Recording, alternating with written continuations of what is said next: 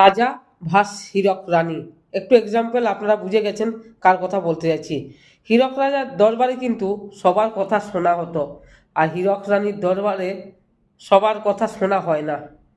কারণ যে বলতে যাবে তাকে, এই চুপ করুন তো, বসুন তো, আপনি সব জানেন। হীরক রানী সব, আসলে কথা আছে না, ঘরের মূল মাথা হচ্ছে মেয়ে ছেলে।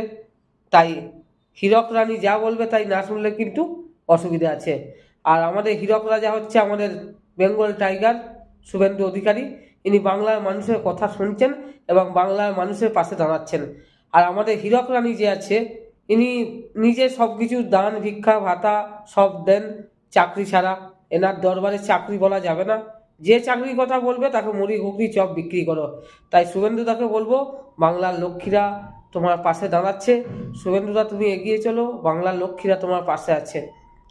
তাই বাংলার লক্ষ্মীদেরকে বলবো শুভেন্দুদার পাশে থাকো এবং শুভেন্দুদার কাছ অবধি এই ভিডিওটা পৌঁছে দাও, সবাইকে বলছি।